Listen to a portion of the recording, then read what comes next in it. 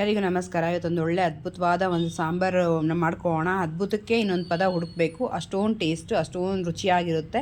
ಒಂದು ಸಲ ನಾವು ಈ ರೀತಿ ಮಾಡ್ಕೊಂಡು ತಿಂದರೆ ಪದೇ ಪದೇ ಮತ್ತೆ ಮಾಡ್ಕೊಳ್ತಿರ್ತೀವಿ. ಮದುವೆ ಮನೆ ಸ್ಟೈಲು ಅಥವಾ ಕ್ಯಾಟ್ರಿನಲ್ಲಿ ಅಥವಾ ಫಂಕ್ಷನ್ಗಳಲ್ಲಿ ತಿಂದಿರ್ತೀವಿ. ಇದೇ ಪ್ರೊಸೆಸಲ್ಲಿ ಮಾಡ್ತಾರೆ ಅವರು. ತುಂಬ ಚೆನ್ನಾಗಿರುತ್ತೆ, ತುಂಬ ಚೆನ್ನಾಗಿ ಅನಿಸುತ್ತೆ.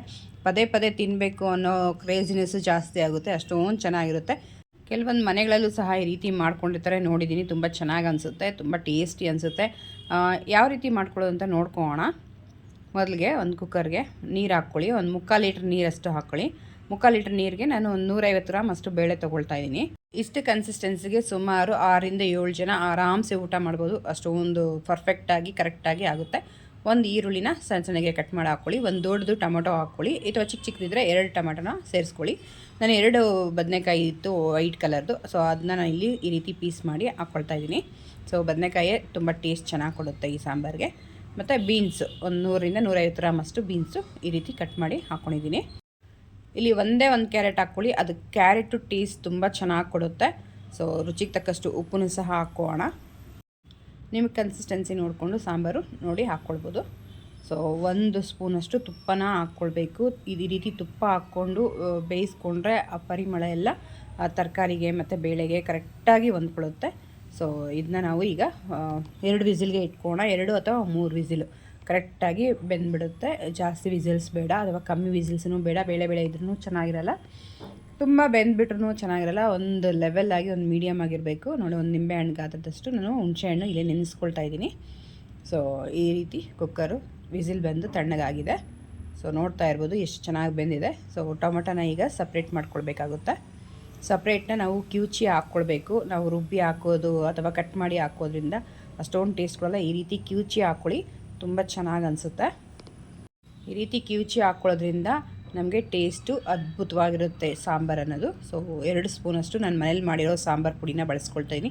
ಅಥವಾ ನಿಮ್ಮ ಹತ್ರ ಇಲ್ಲ ಅಂದರೆ ಒಂದು 10 ರೂಪಾಯಿ ಪ್ಯಾಕೆಟ್ ಸಿಗುತ್ತೆ, ಅದು 1 ಪ್ಯಾಕೆಟ್ ಹಾಕ್ಕೊಂಡ್ರೂ ನಮಗೆ ಸರಿ ಹೋಗುತ್ತೆ. ನೋಡಿ, ಈ ರೀತಿ ಹಾಕಿ ಮಿಕ್ಸ್ ಮಾಡ್ಕೊಳ್ಬೇಕಾಗುತ್ತೆ ನೀಟಾಗಿ. ಇನ್ನೂ ಎಲ್ಲ ನನ್ನ ಪೇಜ್ನ ಫಾಲೋ ಮಾಡಿಲ್ಲ, ಸಬ್ಸ್ಕ್ರೈಬ್ ಮಾಡಿಲ್ಲ, ಪ್ಲೀಸ್ ಫಾಲೋ ಆ್ಯಂಡ್ ಸಬ್ಸ್ಕ್ರೈಬ್ ಮಾಡಿ, ಸಪೋರ್ಟ್ ಮಾಡಿ. ಫ್ರೆಂಡ್ಸ್ ಆ್ಯಂಡ್ ಫ್ಯಾಮಿಲಿಗೂ ಸಹ ಶೇರ್ ಮಾಡ್ಕೊಳ್ಳಿ. ಅವರು ಸಹ ಈ ರೀತಿ ಸಾಂಬಾರು ಮಾಡ್ಕೊಳ್ಳಿ. ಅಥವಾ ಸೇವ್ ಮಾಡಿ ಇಟ್ಕೊಂಡ್ರೆ ನಮ್ಗೆ ಯಾವಾಗ ಬೇಕೋ ಆವಾಗ ಈ ರೆಸಿಪಿನ ನೋಡಿ ಮಾಡ್ಕೊಳ್ಬೋದು. ಪದೇ ಪದೇ ವಿಡಿಯೋ ಹುಡುಕಿ ಮಾಡ್ಕೊಳ್ಳೋದ್ರಿಂದ ಈ ರೀತಿ ಸೇವ್ ಮಾಡಿ ಇಟ್ಕೊಂಡ್ರೆ ಈಸಿಯಾಗಿ ನಾವು ನೋಡಿ ಮಾಡ್ಕೊಳ್ಬೋದು. ನೋಡಿ, ಈ ರೀತಿ ಟೊಮೊಟೊದಲ್ಲಿರೋ ಮೇಲೆ ಲೇಯರ್ನ ತೆಗೆದು ಬಿಸಾಕ್ಬಿಡ್ಬೇಕು. ಅದನ್ನ ಸೇರಿಸ್ಕೊಳ್ಬಾರ್ದು. ಸೊ ಆರೋಗ್ಯ ರೀತಿಯಲ್ಲೂ ಒಳ್ಳೆಯದು ಅದನ್ನ ಬಿಸಾಕಿದ್ರೆ. ಸೊ ಈ ರೀತಿ ನೀಟಾಗಿ ಬಿಸಿ ಇರುತ್ತಲ್ವ, ಸೊ ಹಾಗಾಗಿ ಸೌಟಲ್ಲಿ ಒಂದು ಸಲ ಈ ರೀತಿ ಪ್ರೆಸ್ ಮಾಡಿಕೊಂಡು ಆ ನೀರನ್ನ ಈಗ ಸೇರಿಸ್ಕೊಂಬೋಣ. ಬಿಸಿ ನೀರನ್ನ ಫಸ್ಟ್ ಒಂದು ಹಾಕ್ಕೊಂಬೇಡ ಒಂದು ಸ್ವಲ್ಪ.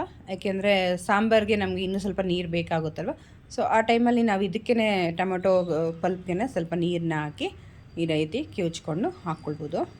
ಇದರಲ್ಲಿ ಬರೋ ಪಲ್ಪ್ನ ನಾವು ಬಿಸಾಕಬೇಕು. ಇದು ಮಾತ್ರ ಹಾಕ್ಕೊಂಡ್ರೆ ಸಾಕು, ರಸ ಮಾತ್ರ ಹಾಕ್ಕೊಂಡ್ರೆ ಸಾಕಾಗುತ್ತೆ ಕಿವುಚಿರೋದು. ಸೊ ಈ ರೀತಿ ನೀಟಾಗಿ ಕಿವುಚ್ಕೊಳ್ಳಿ. ಹುಣಸೆಹಣ್ಣೆಲ್ಲ ನೀಟಾಗಿ ಹೊಂದ್ಕೊಳ್ಬೇಕಾಗುತ್ತೆ. ಸೊ ನೋಡ್ತಾ ಇರ್ಬೋದು, ಹಾಕ್ಕೊಂಡಿದ್ದೀವಿ. ಈಗ ಒಗ್ಗರಣೆಗೆ ಇಟ್ಕೊಳ್ಳೋಣ. ಒಗ್ಗರಣೆಗೆ ಒಂದು 2 ಸ್ಪೂನಷ್ಟು ಎಣ್ಣೆ ಅಥವಾ ತುಪ್ಪನೋ ಯಾವ್ದು ನಮಗಿಷ್ಟನೋ ಅದು ಹಾಕ್ಕೊಳ್ಬೋದು. ಸೊ ಹಾಗಾಗಿ 1 ಸ್ಪೂನಷ್ಟು ಸಾಸಿವೆ, 1 ಸ್ಪೂನಷ್ಟು ಜೀರಿಗೆ, ಸ್ವಲ್ಪ ಹಿಂಗು. ನಾವು ಅಂಗಡೀಲಿ ತರಗೋ ಪೌಡ್ರಿಗೆ ಹಿಂಗು ನೆನೆಸಿಟ್ಟು ಇರಲ್ಲ, ಮನೆಯಲ್ಲಿ ನಾವು ಮಾಡ್ಕೊಂಡಿರ್ತೀವಲ್ವ ಅದಕ್ಕೆ ಆ ಸಾಂಬಾರಿಗೆ ಸ್ವಲ್ಪ ಹಿಂಗು ಹಾಕ್ಕೊಳ್ಳಿ. ಸೊ 2ರಿಂದ 3 ಒಣಗಿದ ಮೆಣಸಿನ್ಕಾಯಿ ಹಾಕೋಣ ಒಗ್ಗರಣೆಗೆ. ಸೊ ಸ್ವಲ್ಪ ಕೊತ್ತಂಬರಿ ಸೊಪ್ಪನ್ನ ಕಟ್ ಮಾಡಿ ಹಾಕ್ಕೊಳ್ಳಿ. ಅದು ಫ್ರೈ ಆದರೆ ತುಂಬ ಚೆನ್ನಾಗಿರುತ್ತೆ ಸ್ವಲ್ಪ ಎಣ್ಣೆಲಿ. ಸೊ ಈ ರೀತಿ ಫ್ರೈ ಮಾಡಿಕೊಂಡು ನೀಟಾಗಿ ಇದಕ್ಕೆ ಸೇರಿಸ್ಕೊಂಡು ಮಿಕ್ಸ್ ಮಾಡಿ ನಾವು 1ರಿಂದ 2 ಕುದಿ ಬಂದರೆ ಪರ್ಫೆಕ್ಟಾಗಿ ಸಾಂಬಾರು ರೆಡಿ ಆಗಿಬಿಡುತ್ತೆ. ಮದುವೆ ಮನೆ ಸ್ಟೈಲಲ್ಲಿ ಸೇಮ್ ಇದೇ ಪ್ರೋಸೆಸ್ ಮಾಡ್ತಾರೆ. ಮದುವೆ ಮನೆಗಳಲ್ಲಾಗಿರ್ಬೋದು, ಕ್ಯಾಟ್ರಿನಲ್ಲಾಗಿರ್ಬೋದು, ನಾವು ಎಲ್ಲೇ ಫಂಕ್ಷನ್ಗಳಿಗೆ ಹೋದ್ರೂ ಇದೇ ರೀತಿ ಪ್ರೋಸೆಸ್ ಮಾಡಿರ್ತಾರೆ ಅವರು. ಸೊ ತುಂಬ ಚೆನ್ನಾಗಿರುತ್ತೆ. ಅನ್ನದ ಮೇಲೆ ತುಪ್ಪ ಹಾಕ್ಕೊಂಡು ತಿಂತಾಯಿದ್ರೆ ನೆಕ್ಸ್ಟ್ ಲೆವೆಲ್, ನಮ್ಮನ್ನು ನಾವೇ ಕಳೆದೋಗ್ಬಿಡ್ತೀವೇನೋ ಅಷ್ಟೊಂದು ಅದ್ಭುತವಾಗಿ ಅಷ್ಟೊಂದು ಚೆನ್ನಾಗಿರುತ್ತೆ. ನೋಡ್ತಾ ಇರ್ಬೋದು ನೀವು ಕರೆಕ್ಟಾಗಿ ಕನ್ಸಿಸ್ಟೆನ್ಸಿ ಎಷ್ಟು ಚೆನ್ನಾಗಿ ಬಂದಿದೆ. ಸೊ ಇವಾಗ ಸರ್ವ್ ಮಾಡ್ಕೊಳ್ಳೋಣ ಅನ್ನದ ಜೊತೆ. ಒಂದು ಸ್ವಲ್ಪ ತರಕಾರಿ ಲೈಟಾಗಿ, ಹಾಗೆ ಸ್ವಲ್ಪ ಸಾಂಬಾರು, ಸ್ವಲ್ಪ ತುಪ್ಪ ಹಾಕ್ಕೊಂಡು ತಿಂತಾಯಿದ್ರೆ ಸ್ವರ್ಗನೇ ಅನಿಸುತ್ತೆ. ಅಷ್ಟೊಂದು ಅದ್ಭುತವಾಗಿರುತ್ತೆ. ಮಿಸ್ ಮಾಡಿದೆ, ವಿಡಿಯೋ ಪೂರ್ತಿ ನೋಡಿ ಇದೇ ರೀತಿ ಮಾಡ್ಕೊಳ್ಳಿ. ಈ ರೀತಿ ಊಟದ ಜೊತೆ ಒಂದೇ ಒಂದು ಪೀಸ್ ಉಪ್ಪಿನಕಾಯಿ ಇದ್ದರೆ ಸಾಕು, ಅಷ್ಟು ಅದ್ಭುತವಾಗಿರುತ್ತೆ. ಸೊ ನಾವು ಇಲ್ಲಿ ತಮಿಳ್ನಾಡಲ್ಲಿ ಹೋದಾಗ ಇಡ್ಲಿಗೂ ಸಹ ಇದೇ ರೀತಿ ಸಾಂಬಾರು ಮಾಡಿಕೊಟ್ಟಿರ್ತಾರೆ. ತುಂಬ ಚೆನ್ನಾಗಿ ಅನಿಸುತ್ತೆ, ತುಂಬ ಅದ್ಭುತ ಅನಿಸುತ್ತೆ. ನಮ್ಮ ಕರ್ನಾಟಕದಲ್ಲೂ ಅಥವಾ ನಾವು ಫಂಕ್ಷನ್ಗಳಲ್ಲೂ ಇದೇ ರೀತಿ ಸಾಂಬಾರು ನಮಗೆ ತಿಂದಿರ್ತೀವಿ. ಸೊ ಅನುಭವ ಆಗಿರೋರಿಗೂ ಗೊತ್ತಿರುತ್ತೆ ಇದು ಯಾವ ರೀತಿ ಸಾಂಬಾರು ಇರುತ್ತೆ, ಯಾವ ರೀತಿ ಚೆನ್ನಾಗಿರುತ್ತೆ ಅನ್ನೋದು. ಸೊ ಯಾರಾದರೂ ಈ ರೀತಿ ಸಾಂಬಾರು ಮಾಡ್ಕೊಂಡು ತಿಂದಿದ್ರೆ ಪ್ಲೀಸ್ ಕಮೆಂಟ್ ಮಾಡಿ. ಈ ವಿಡಿಯೋ ಇಷ್ಟ ಆಗಿದೆ ಅಂತ ತಿಳ್ಕೊಳ್ತಾ ಹೊಸ ರೆಸಿಪಿಯೊಂದಿಗೆ ಮತ್ತೆ ಸಿಗೋಣ. ಅಲ್ಲಿ ತನಕ ಟೇಕ್ ಕೇರ್, ಬೈ. ನಿಮ್ಮ ದಿನ ಶುಭವಾಗಿರಲಿ.